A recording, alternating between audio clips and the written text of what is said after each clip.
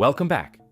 If you're new here, this is the place where we go through the parts of ancient history that rarely make it into the textbooks, the sites that get overlooked, the discoveries that raise more questions than answers, and the mysteries that even the people who study this full time have never been able to fully resolve.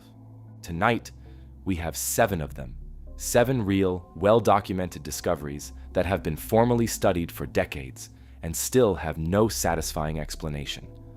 All of them are recognized by mainstream archaeology. Several have World Heritage protection, and the questions surrounding each one remain open. Tonight, we are covering burial sites that raise questions about who we were tens of thousands of years ago. Some of these have been sitting in plain sight for decades, others have spent years in storage rooms, but all of them are still waiting for answers. So grab a snack, get comfortable, and let's get into it.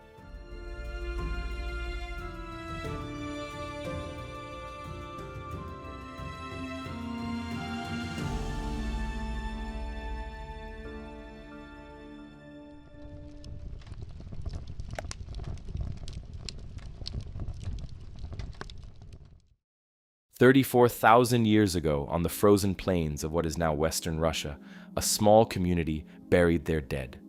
What they left behind in the ground would not be found for another 33,955 years. And when it finally was, it changed what researchers thought they knew about the kind of people who were alive at that point in human history. In 1955, construction workers breaking ground for a brick factory on the outskirts of the city of Vladimir stumbled across human remains. It was not immediately clear what they had found. Sites like this turn up occasionally during construction work and are often cataloged and moved on from. But as archaeologists moved in and began working through the soil, it became clear that this was not a routine find. What they had uncovered at what became known as Sunghir was one of the most significant burial sites ever discovered from this period of human prehistory. There were 3 burials in total. The first was an elderly man, buried alone on his back with his arms at his sides, his clothing decorated with rows of carved mammoth ivory beads. The second burial was a shared grave containing 2 children, a boy of around 12 and a girl of around 9 or 10, laid head to head in the same pit. And it was this second burial that stopped researchers in their tracks. The grave goods found with the 2 children are remarkable by any measure. Around 10,000 individually, hand-carved mammoth ivory beads had been sewn into their clothing, arranged in patterns that pointed to specific garments rather than random decoration. Over 300 pierced fox teeth were present, along with 25 mammoth ivory spears, carved ivory animals, pendants, and bracelets. Researchers have estimated that producing the beads alone would have taken somewhere around 10,000 hours of skilled labor. That is 10,000 hours of someone sitting and carving tiny beads from mammoth ivory one at a time to be placed in the ground with 2 children. To put that in context, 10,000 hours is roughly 5 years of full-time work. The community that buried these children invested that much collective effort in their funeral goods, at a time when, by every conventional model of this period, survival was the main priority. 34,000 years ago sits in what archaeologists call the Upper Paleolithic, a stretch of prehistory running from roughly 50,000 to 12,000 years ago, during which modern humans were spreading across Europe and Asia for the first time. This was the era of cave paintings at Lascaux and Altamira, of the first figurative art, of bone flutes and personal ornaments. It was a world of real cultural complexity by the standards of what came before, but it was also a world without agriculture, without permanent settlements, and without the kind of social hierarchy we tend to associate with elaborate burial ritual. The standard picture of Upper Paleolithic life is small, nomadic bands of between 20 and 50 people, moving seasonally across the landscape, following game, living in temporary shelters, and focused on finding food and staying alive. There is no obvious room in that picture for a society capable of 10,000 hours of specialist craft work for a single burial. The children themselves add another layer to the puzzle.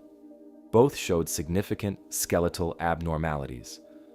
The boy had a severely curved femur, a condition that would have made normal walking extremely difficult or impossible, and that would have been visible from early in his life. The girl showed signs of a congenital skeletal condition that would similarly have limited what she could physically do. Researchers examining the bones concluded that neither child could have contributed meaningfully to the hunting and gathering tasks that kept a group like this alive. In a purely survival-focused society, they would have been dependent on others rather than productive members of the group, and yet they received the most elaborate burial ever found from this entire period of human prehistory anywhere on Earth. The most straightforward reading of this is that these children held some form of high status within their community, status that was given to them rather than earned, since they were too young and too physically limited to have earned it themselves. That points to a social structure with inherited or ritual-based hierarchies, something that conventional models simply do not associate with nomadic hunter-gatherer bands of this period.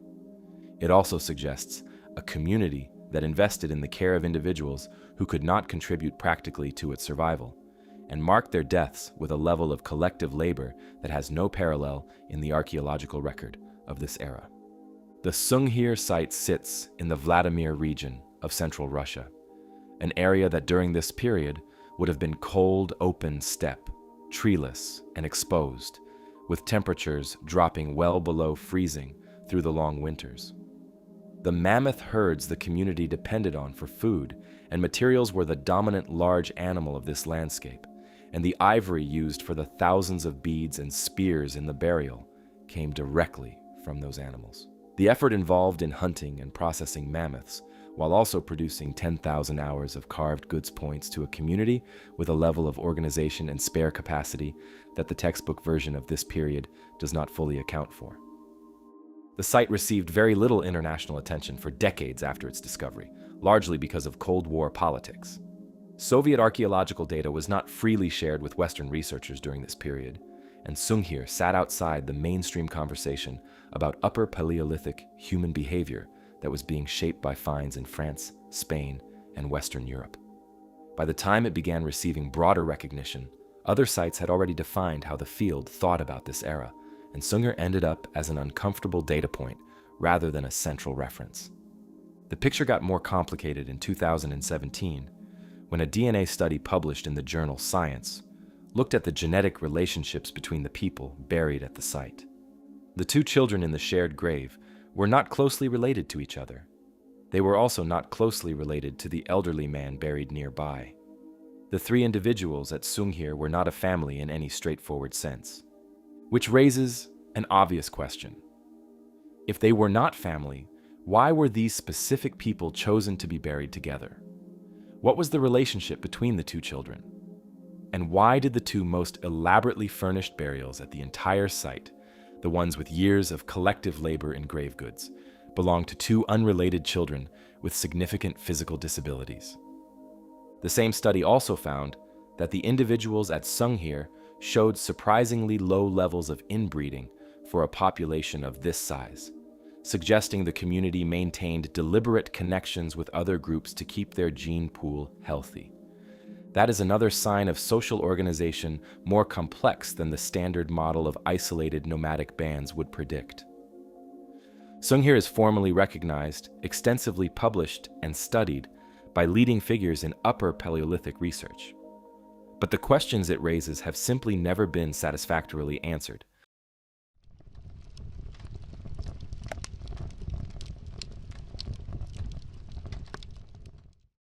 In the summer of 1991, a drought hit central Germany.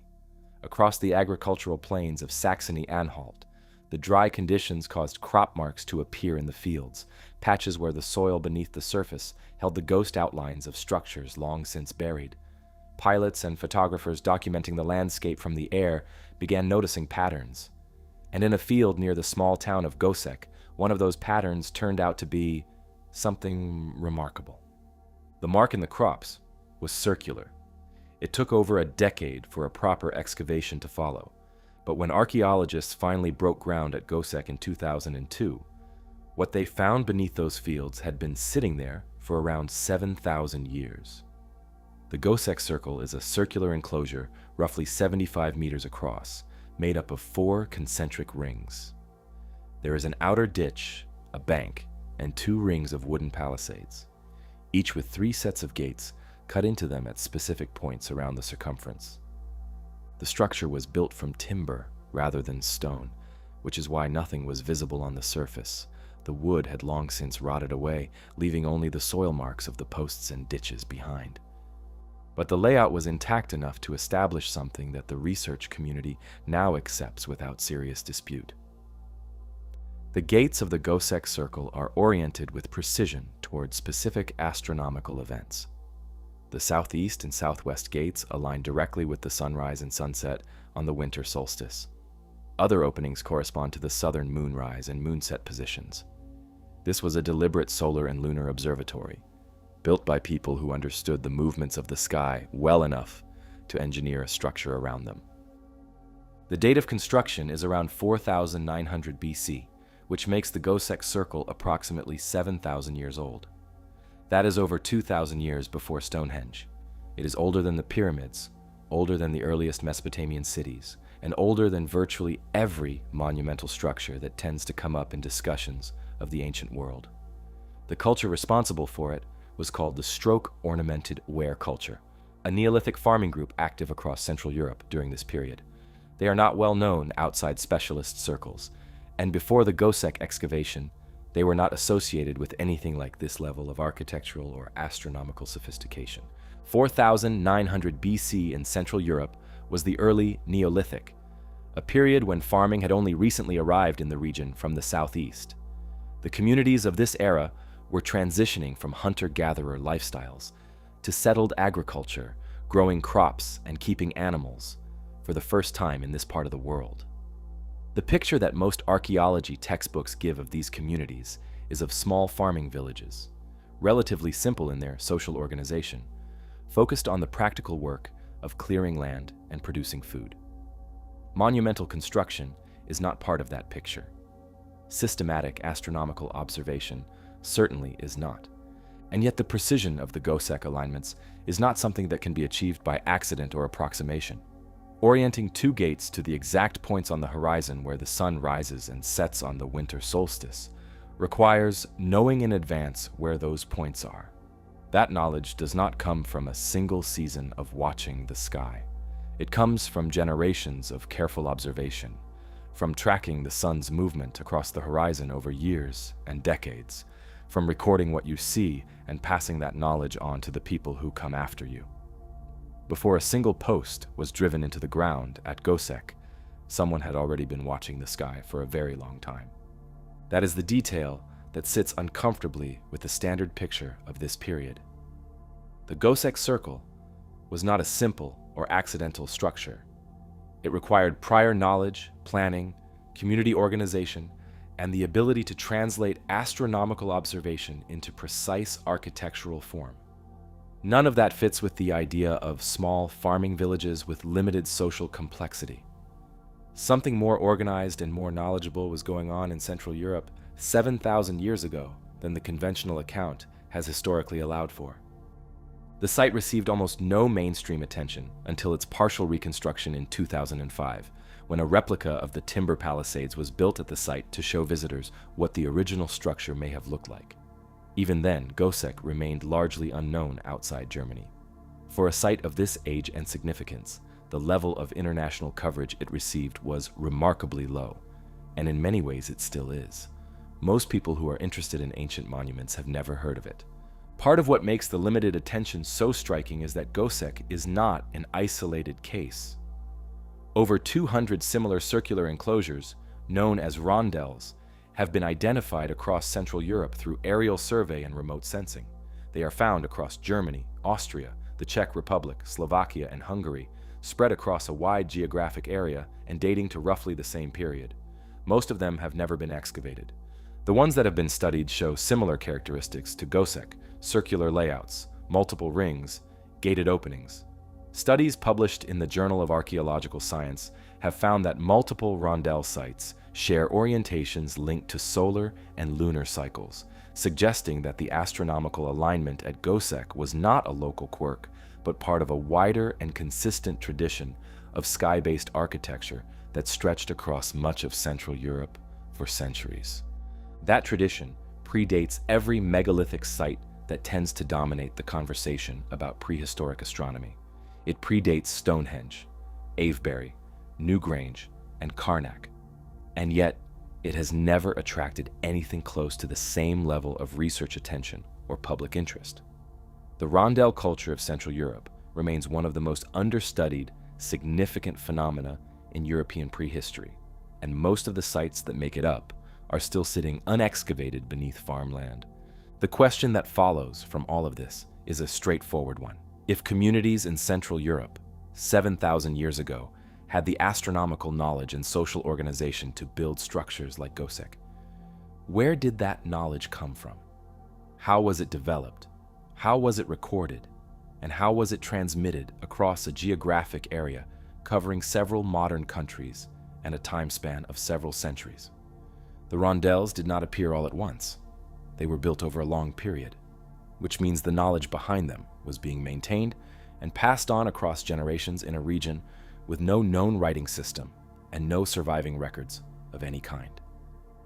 The answer to that question may lie in something far older than Goseck, because the next entry on this list suggests that people were leaving symbolic marks on surfaces long before anyone built a circle in a German field, and that those marks stretch back further than almost anyone realizes.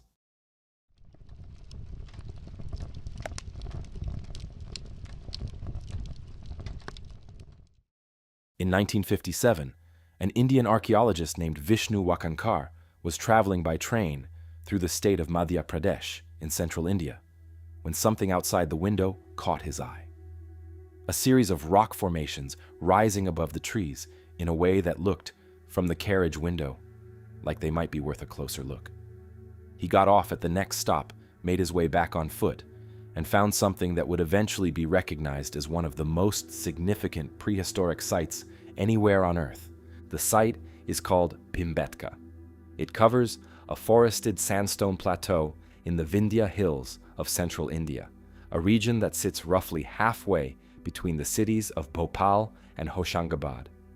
The plateau contains over 700 individual rock shelters, natural formations in the sandstone that provided cover and living space for the people who used them across a vast stretch of time. Across the walls and ceilings of those shelters are rock paintings, thousands of them, spanning an estimated 30,000 years of continuous human occupation, from the Upper Paleolithic all the way through to the early historical period. No other site on Earth has produced a documented record of human artistic activity across that length of time in a single location. To understand what 30,000 years of continuous occupation actually means, it helps to place it against some reference points. 30,000 years ago, modern humans had only recently arrived in South Asia. The last ice age was still underway. Mammoths and woolly rhinoceroses were still alive in parts of the northern hemisphere. Agriculture had not yet been invented anywhere on Earth. The people painting on the walls of Bhimbetka at that point were hunter-gatherers living in a world that would be almost unrecognizable to anyone alive today. And people were still painting on those same walls when the Roman Empire was at its height.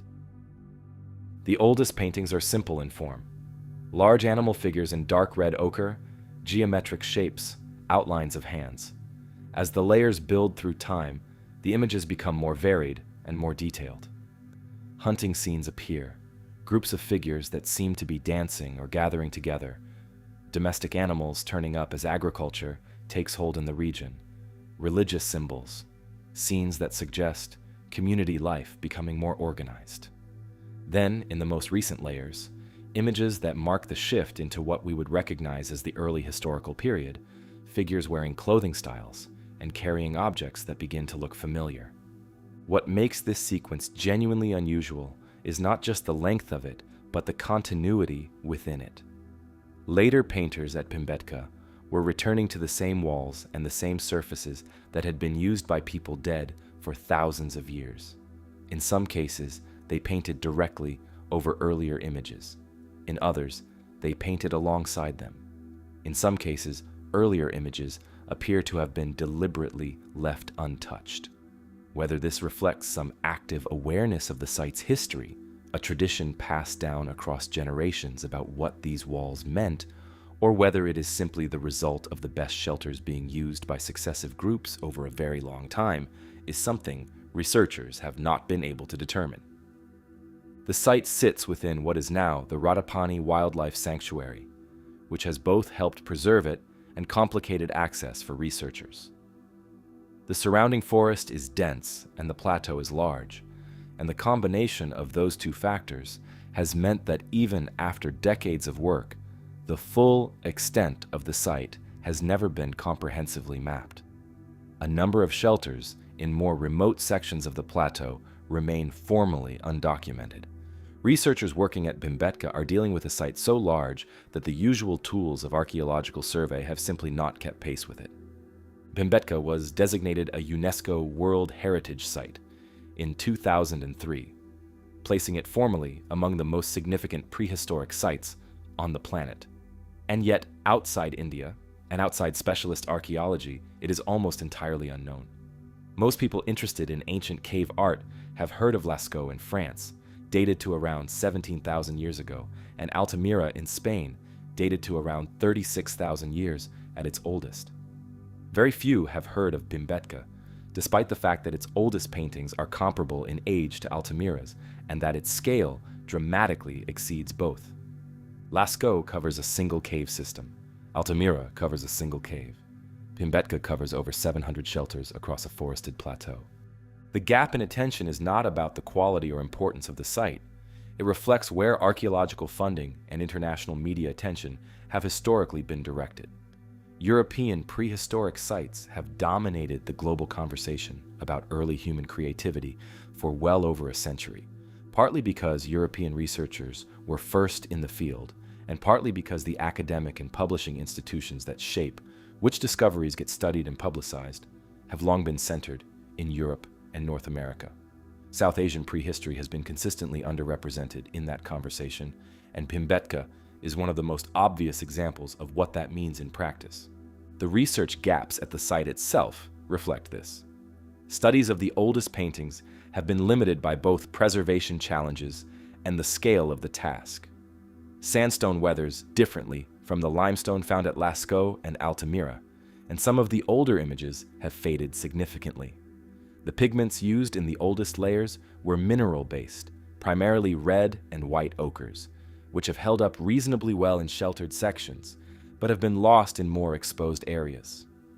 A systematic program of high-resolution digital recording of the kind applied to European cave art sites has never been carried out at Bhimbetka at full scale. The identities of the earliest painters are unknown. The meaning of the oldest geometric symbols has never been established. Whether the 30,000-year span of occupation represents genuine continuity, the same community or lineage maintaining a connection to the same location across hundreds of generations, or whether the shelters were independently discovered and reoccupied by completely different groups at different points in time, is something the current evidence cannot answer. The DNA and isotope analysis that might begin to address those questions has not been applied at the scale the site deserves. What can be said is that 30,000 years ago, people in central India were making marks on rock walls in a specific place, and people kept coming back to that specific place and making more marks for the next 30,000 years. That is a fact with no clear parallel anywhere in the archaeological record, and it has never received the attention it deserves.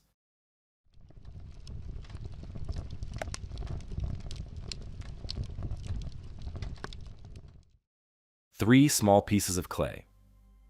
That is what this next entry comes down to at its core. 3 small pieces of clay found in a pit in rural Romania in 1961, bearing symbols that nobody has been able to read, and that may or may not represent the oldest writing ever found anywhere on Earth. The site is in the village of Tartaria, in the Transylvania region of what is now Romania. In 1961, Romanian archaeologist Nicolae Vlasa was leading an excavation at a Neolithic settlement there when his team uncovered a ritual pit. Inside it, they found 26 clay figurines, 2 alabaster idols, a shell bracelet, burned human bones, and 3 small clay tablets bearing incised symbols. The bones were later identified as belonging to a woman of around 55 years old. The tablets were 2 rectangular and 1 circular, with holes drilled through the circular piece and one of the rectangular ones, suggesting they may have been worn or carried rather than simply stored. The symbols on the tablets are unlike anything else found at the site. They include pictographic forms, linear marks, and geometric shapes, some of which bear a resemblance to early Sumerian pictographs from Mesopotamia. Others appear to be purely local in origin. Nobody has deciphered them. After more than 60 years of study, researchers have not reached agreement on what the symbols represent, whether they form a writing system, a set of religious marks, ownership symbols, or something else entirely. The dating of the tablets is where the story gets complicated. When the find was first analyzed, the tablets were dated to around 2700 BC, placing them roughly in line with the earliest known Sumerian cuneiform writing from Mesopotamia. That was already significant.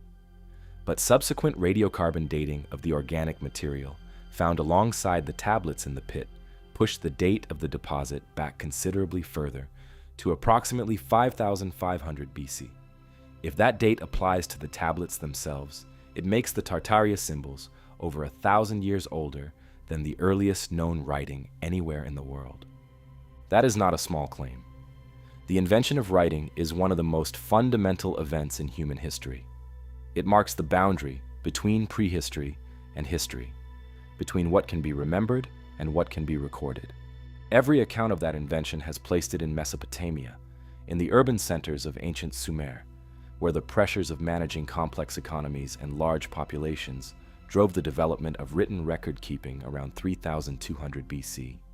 If the Tartaria tablets represent genuine writing from 5500 BC, that entire picture needs to be reconsidered, and the origin of written communication would need to be relocated from the Middle East to southeastern Europe by over a millennium. The problem is that the dating is not clean. The radiocarbon date applies to the organic material found in the same pit, not to the clay tablets themselves, since clay cannot be directly carbon dated without knowing the age of the source material.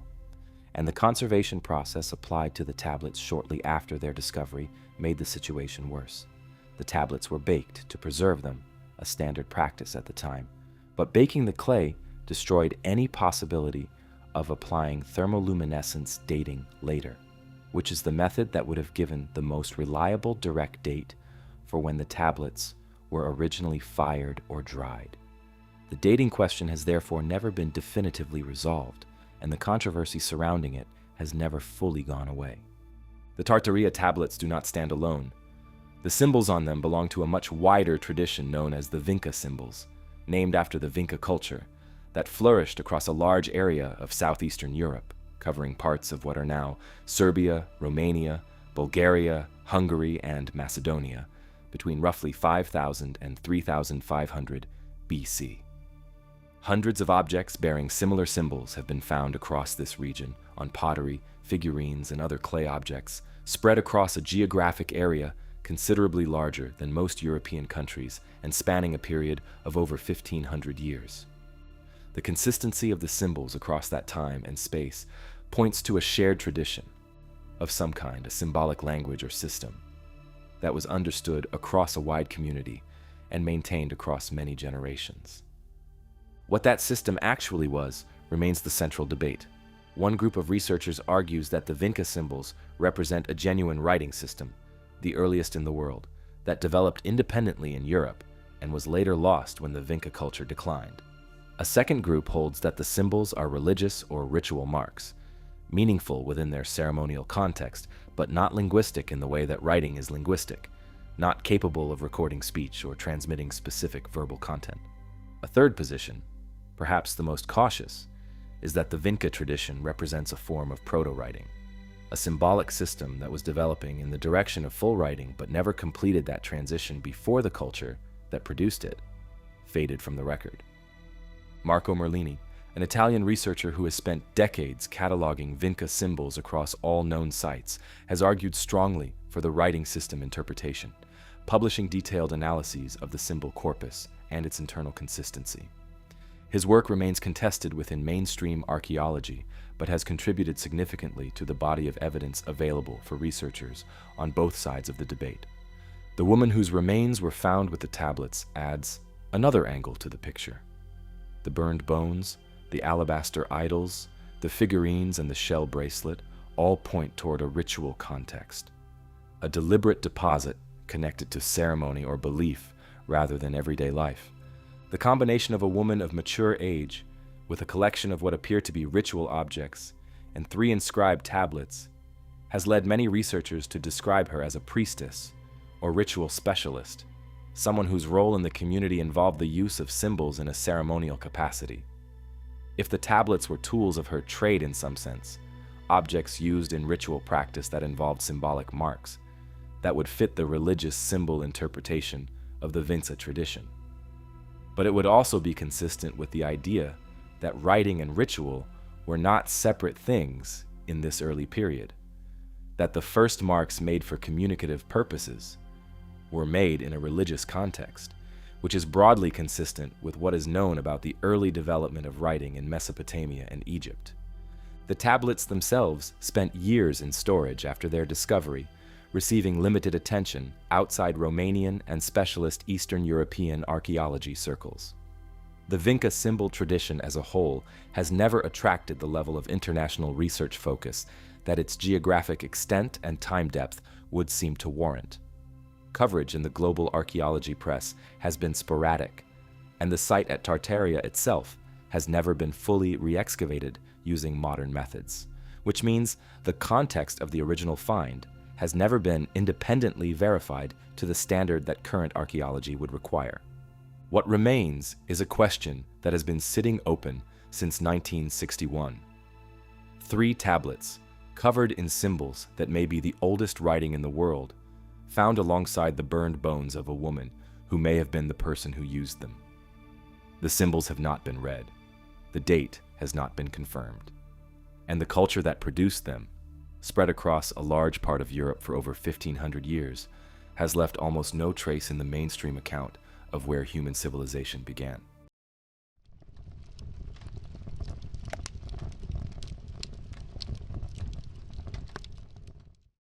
Everything covered so far in this video has come from Europe, Russia, or South Asia. This next entry comes from North America, and it is in some ways the most direct challenge to established archaeology on this entire list, because what was built at Poverty Point simply should not exist according to the models archaeologists use to explain how complex societies develop. The site sits near the town of Epes in northeast Louisiana, in the broad floodplain of the Mississippi River system. Local people had known about the raised ridges and mounds in the landscape for generations, but the full scale of what was there only became clear in 1952 when aerial photographs of the region revealed the complete layout for the first time. From the ground, the site is difficult to read.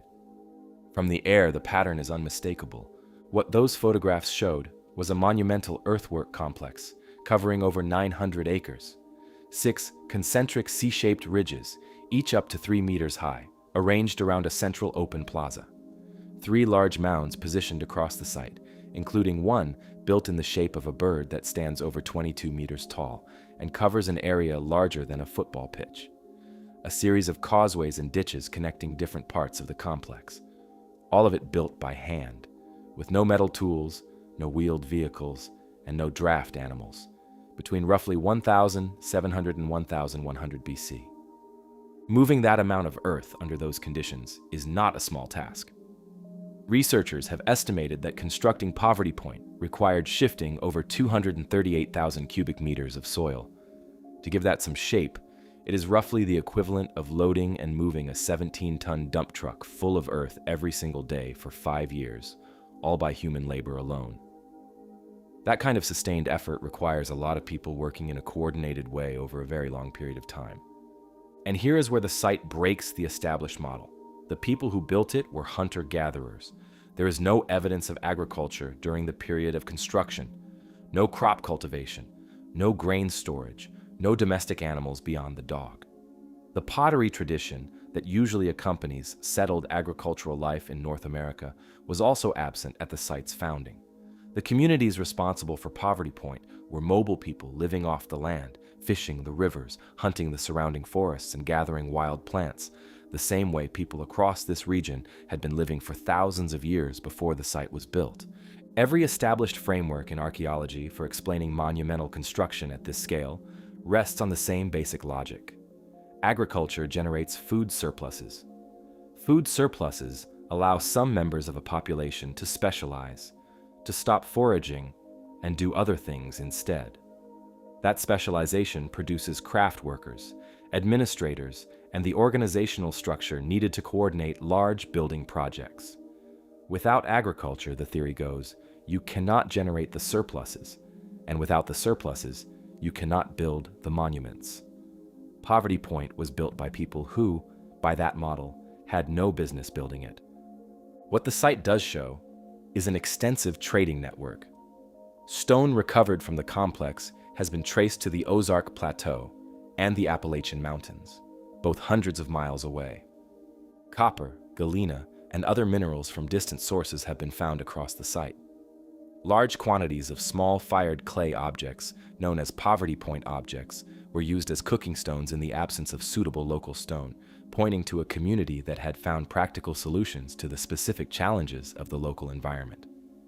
All of this points to a society with real organizational reach, wide geographic connections, and the ability to move materials and people across large distances on a regular basis.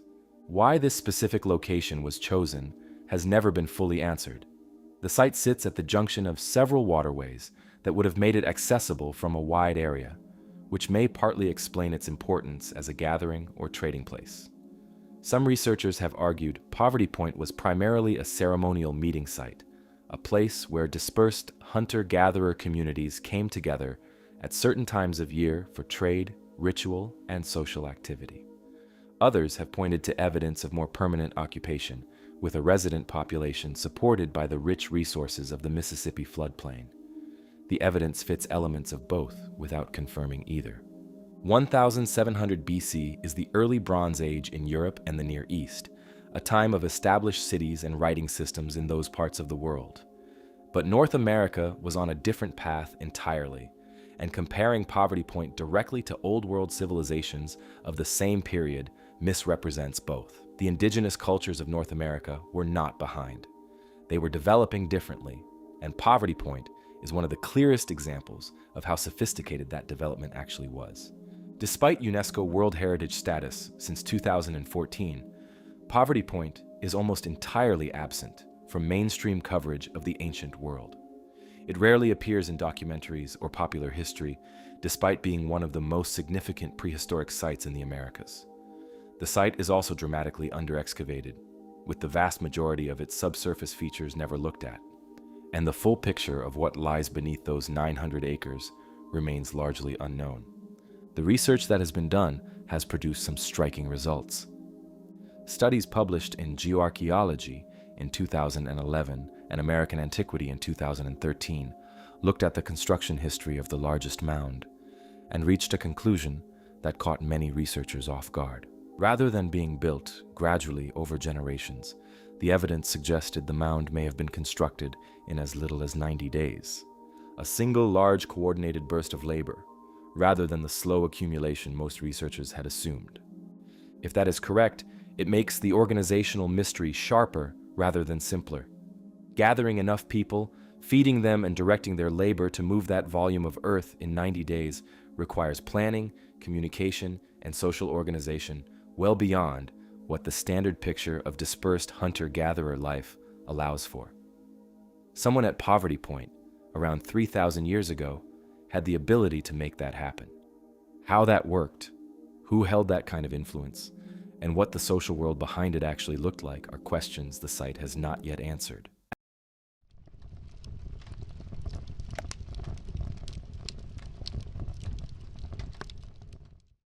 After the scale of Poverty Point, this next entry could not be more different in size. It is a disc of fired clay, roughly 16 centimeters across and just over a centimeter thick. You could hold it in one hand, and it has defeated every serious attempt to understand it for over 100 years. The Phaistos Disc was found in 1908 by Italian archaeologist Luigi Pernier during excavations at the Minoan Palace of Phaistos in southern Crete. It turned up in a basement room of the palace, alongside other objects including a tablet bearing Linear A, one of the two writing systems used by the Minoan civilization. The room it came from appears to have had some kind of administrative or storage function, though the disc itself fits awkwardly into that reading, as we will get to. Pernier was the only person present at the moment the disc was uncovered, a detail that has taken on its own weight over the years. The disc is covered on both sides with symbols arranged in a spiral pattern, running from the outer edge inward to the center. There are 242 symbols in total across both sides, made up of 45 distinct types. The symbols include human figures, animals, plants, tools, and geometric shapes, arranged in groups separated by dividing lines that most researchers read as word or phrase boundaries. And here is one of the most striking details about how it was made. The symbols were not carved or scratched into the clay by hand. They were stamped into the soft clay using a set of pre-made individual stamps before the disc was fired. Each symbol was made by pressing a specific stamp into the clay one at a time to build up the full sequence on both sides. That makes the Phaistos Disc the earliest known example of something that resembles movable type printing, a way of producing symbols using reusable individual components rather than writing each one out by hand. The printing press is usually credited to Gutenberg in the 15th century AD. The Phaistos Disc was doing something along the same lines around 1700 BC. Whether the person who designed and used those stamps understood what they were doing as a broader technology, in any meaningful sense, is something we cannot know, but the method itself has no parallel anywhere else in the ancient world at this date. The Minoan civilization that produced the disc was one of the most advanced Bronze Age cultures in the Mediterranean.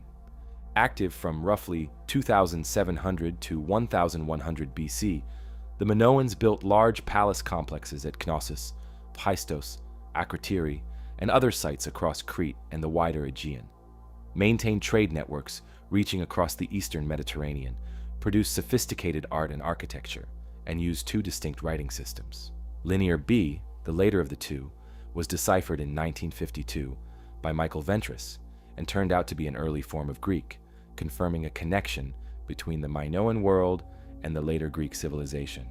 Linear A, the earlier Minoan script, has never been deciphered. The symbols on the Phaistos disc match neither Linear A nor Linear B, making them a third and entirely separate symbol system from a civilization that was already using two others. That isolation is the core problem. To crack an unknown writing system, researchers normally need one of two things: either a bilingual text, where the same content appears in both the unknown script and a known language, like the Rosetta Stone, or a large enough body of text in the unknown script to identify patterns, repeated structures, and internal logic through analysis alone. The Phaistos disc offers neither. No other object bearing the same symbols has ever been found anywhere in the world. There is no second disc, no fragment, no parallel inscription from any other site in the entire archaeological record. The disc stands completely alone, and without anything to compare it to, the standard tools that linguists and cryptographers bring to these problems simply cannot get a foothold. The theories about what it contains have piled up over more than a century. Proposed interpretations include a religious hymn, a prayer to a deity, a military inventory, a geographical list of place names, a calendar, an administrative record, a piece of music, and a board game. None of these has come close to consensus. Several researchers have gone further and questioned whether the symbols represent a writing system at all, suggesting instead that they may be ritual or ceremonial marks with no direct linguistic content, meaning no direct connection to spoken language, similar to the debate that surrounds the Vinca symbols and the Tartaria Tablets discussed earlier in this video. Like those tablets, the disc sits at the same unresolved boundary between writing and symbol making, and like them, it has resisted every attempt to push it clearly to one side or the other. Then there is the forgery question. It lives at the edges of the academic literature rather than the center, but it has never been fully put to rest. The argument runs like this. Pernier was the sole witness to the moment of discovery. The The disc does not sit comfortably within the known material culture of Minoan Phaistos. The stamp method used to produce it is so unlike anything else from the period that some researchers have found it genuinely hard to explain in context, and the fact that no similar object has ever turned up anywhere, despite extensive excavation across Crete and the broader Aegean over more than a century, is at minimum an unusual situation for a genuine ancient artifact. The mainstream view is that the disc is authentic, and most researchers who have examined it in person are satisfied that it is. But the ability of independent researchers to test that conclusion has been limited by restricted access to the object itself. The disc has been held at the Heraclean Archaeological Museum in Crete since its discovery, and requests to conduct new scientific testing, including thermoluminescence dating of the fired clay, which would give a reliable independent date for when the disc was actually made, have historically been refused or simply not acted upon. Thermoluminescence dating is a well-established and widely used technique for fired ceramics that could in principle confirm whether the disc dates to the Bronze Age or to a more recent period. That test has never been carried out. The museum's position has been that the disc does not need to be independently dated because its authenticity is not in question. Researchers who would like to verify that for themselves have had no means to do so. In 2014, linguist Gareth Owens and phonetician John Coleman proposed that the disc represents a prayer or hymn to a Minoan goddess, identifying certain repeated symbol groups as potential words and offering a partial reading of the text. Their interpretation attracted significant media coverage, but was not accepted by mainstream Minoan scholarship, which pointed out that without a confirmed understanding of the Minoan language that would underlie any script on the disc, any proposed reading is essentially speculative, regardless of how carefully it is constructed. It is worth pausing on something before moving on. Two entries on this list now feature undeciphered symbol systems found in contexts that point toward ritual or religious use. The Tartaria Tablets were found alongside the burned bones of what many researchers believe was a priestess, surrounded by figurines and idols in what appeared to be a ceremonial pit. The Phaistos Disc was found in a palace room alongside objects with possible ritual associations, produced using a unique technique that suggests it was made as a single special object rather than as part of a standard administrative process. Whether that overlap is coincidence, or whether it reflects something real about the relationship between symbolic systems and ritual practice in the ancient world, is not something that can be answered here. But it is a pattern that is hard to ignore once you notice it. The disc remains in Crete, undeciphered, undated by modern scientific methods, and completely alone in the archaeological record. More than a century of serious academic attention and a great deal of amateur interest have produced no agreed reading and no consensus on what the disc fundamentally is, a unique piece of Bronze Age ritual or administrative material. An object whose purpose was so specific that nothing like it was ever made again, or something else entirely.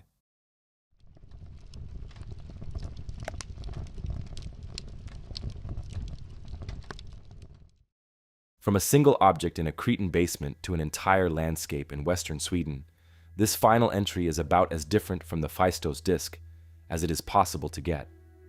Where the disc is small, singular, and locked away in a museum, the Tanum rock carvings stretch across miles of exposed granite coastline, have been visible to anyone walking past them for thousands of years, and are still not fully understood. The carvings are found in the Bohuslän region on the west coast of Sweden, near the town of Tanum.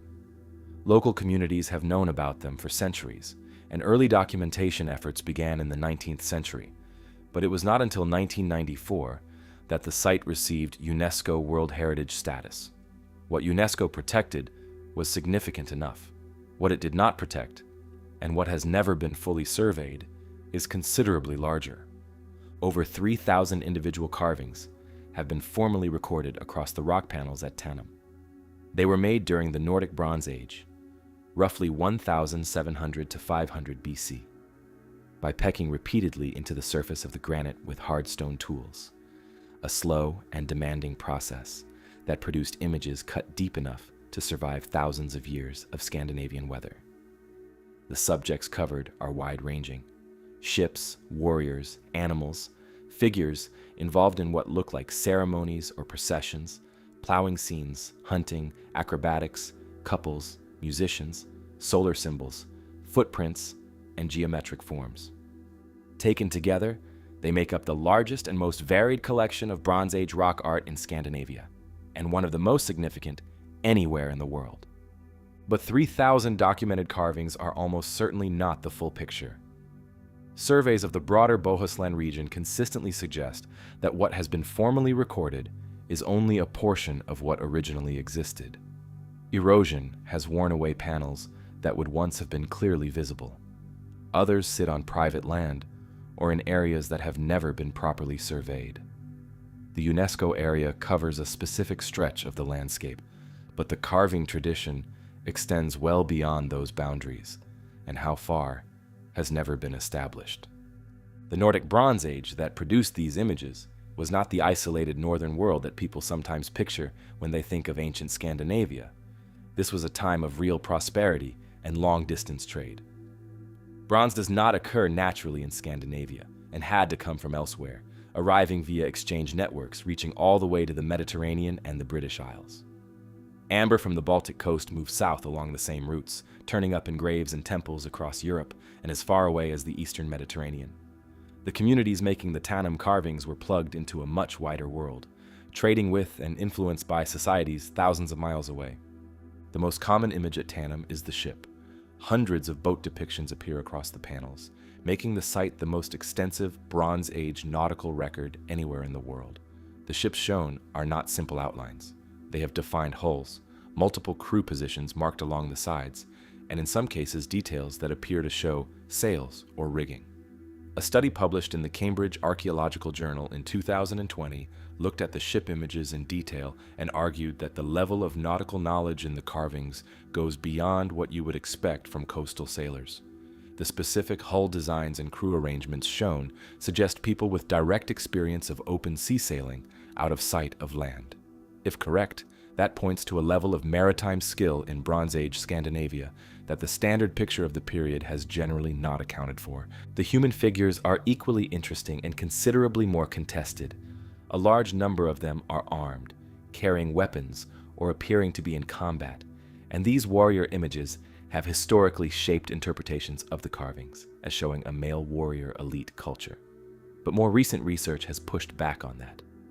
New analysis of body proportions and the way figures are grouped in scenes has suggested that a significant number of figures previously read as male may actually represent female or gender-ambiguous individuals. If that holds up, it changes what the scenes are actually showing, and with it, the broader picture of the society that made them. The debate is ongoing and the evidence is genuinely contested, but it shows how much the interpretation of Tanum has already shifted and how much may still shift. Some figures carry what appear to be lures, the long curved bronze horns of the Nordic Bronze Age. Physical examples of lures have been found across Scandinavia and are one of the more recognizable material remains of this period. Seeing them in the carvings connects the visual record at Tanum to a musical tradition that is otherwise almost entirely without context. We know the instruments existed. We have almost no idea when or how they were played, in what settings or for what purpose. The carvings suggest answers without providing them. What the carvings meant to the people who made them is the question that has never been resolved. The effort involved in pecking images into hard granite, returning to the same panels across generations to add more figures and scenes, makes clear this was not casual. It was deliberate, sustained, and clearly important. But whether the panels represent territorial markers, ritual scenes, mythological stories, records of real events, cosmological maps, or some combination of all of these, is still debated. Different panels suggest different functions. Some groupings look narrative, others look ceremonial. The carvings do not resolve into a single explanation, and the more closely they are studied, the more complex the picture becomes. Looking back across the 7 entries in this video, the same pattern has been running through all of them. At Sunghir, a level of social structure and ritual that the standard account of 34,000 years ago does not prepare you for. At Goseck, astronomical knowledge built into architecture 2,000 years before the monuments we usually associate with that kind of thinking. At Bhimbetka, 30,000 years of continuous human presence in a place that barely appears in the mainstream conversation about early human creativity. At Tartaria, symbols that may push the history of writing back by over 1,000 years, sitting undeciphered in a museum drawer. At Poverty Point, earthworks on a monumental scale built by people the established models say could not have built them. At Phaistos, a disc that has defeated over a century of serious attempts to read it. And here at Tanum, thousands of carvings encoding knowledge about ships, society, and the world that we are still working to understand.